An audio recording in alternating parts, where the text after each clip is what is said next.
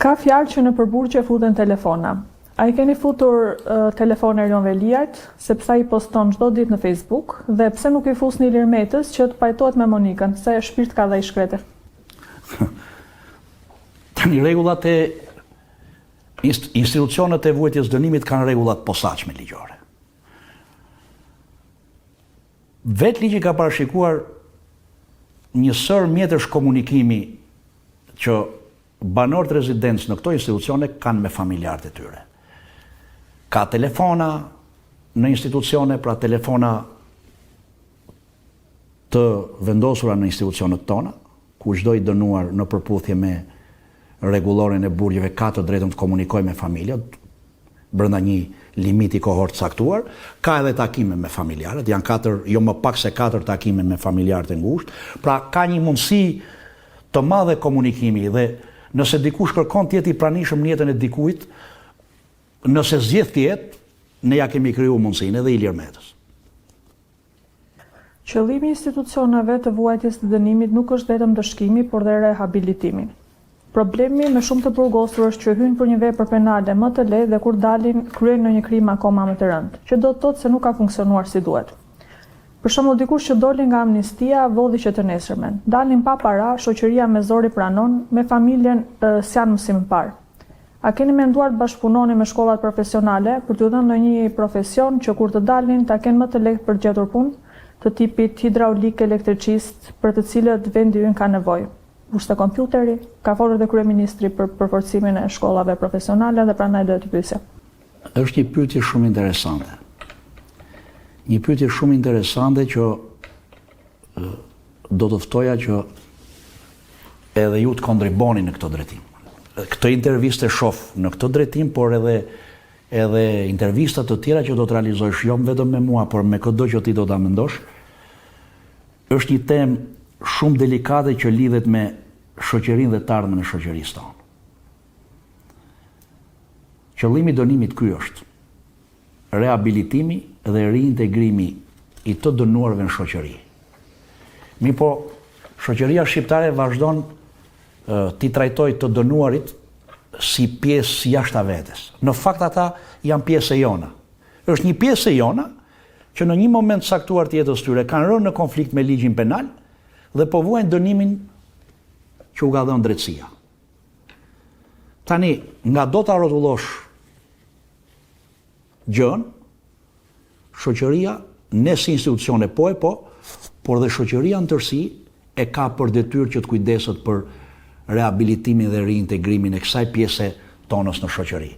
Qëllimi është, kur të dalësh nga burgu, pasi ke vuajtur dënimin, ti t'jesh një person të cilin shoqëria do duhet ta pranojë në gjirin e vet. Kujdesemi t'ju japim zanate.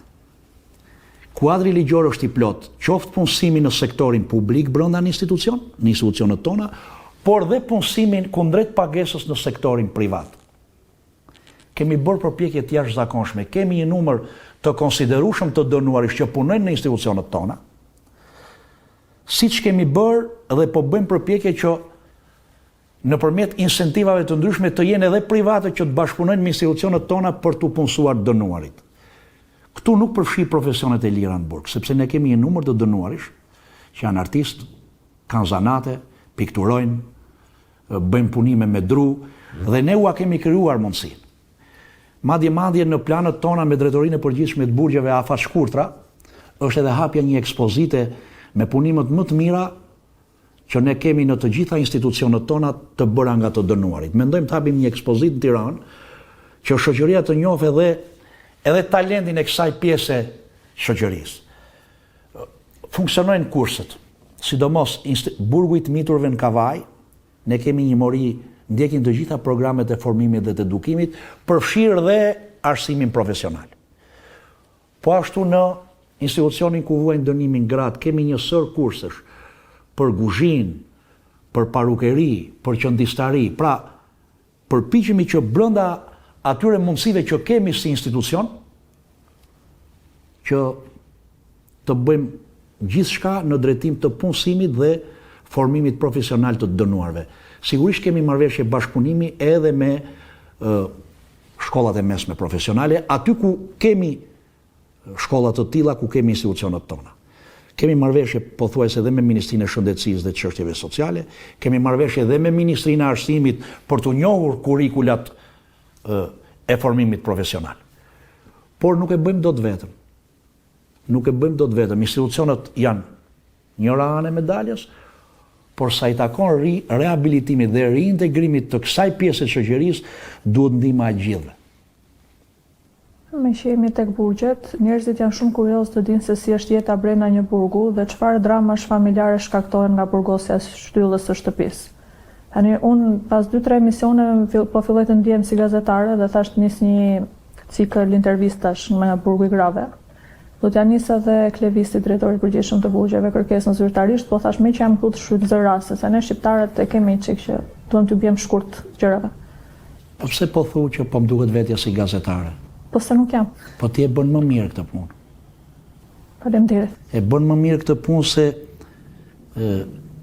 i jep publikut sa gjëra jashtë asaj tradicionale ose dhe klisheve. Pra, publiku shohin tek ato postimet e tua tek portali, shohin vetveten shpeshherë, ose shohin ato pjesë që mundohen ta ndrydhin nga brenda por që në fakt e kanë.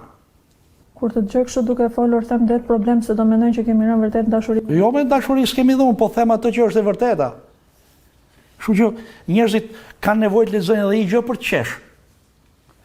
Ose kanë nevojë të lexojnë edhe një gjë që e kanë, por nuk e thon dot vetë, po ua thon tjerët. Kështu që ti këtë punë e bën shumë më mirë.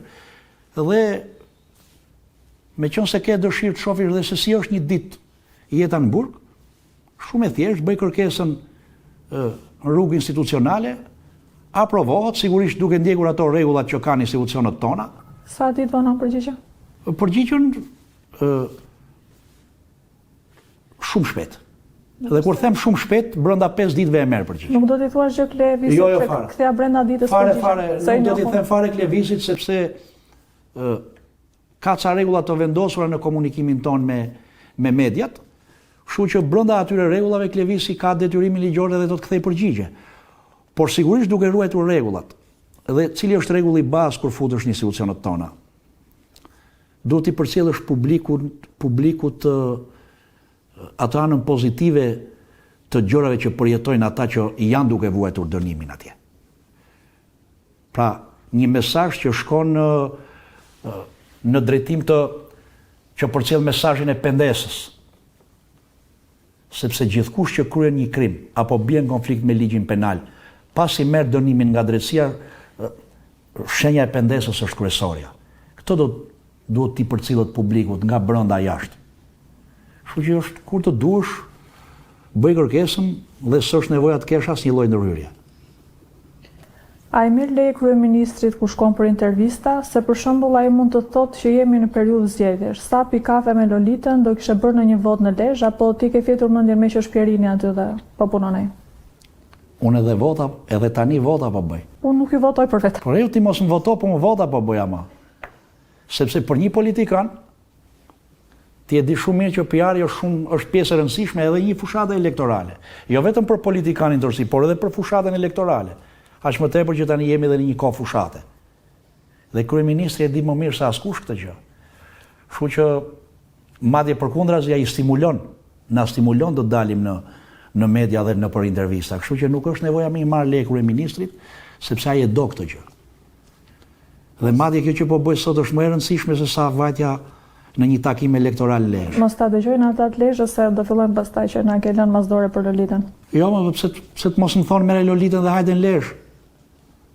Mund të më thonë dhe këtë ata, merre Lolitën dhe hajde në Lezhë. Në Kurbin, Mirdit, janë treva të bukura ato. Kam qenë. Edhe më vjen mirë që pas ke qenë atje.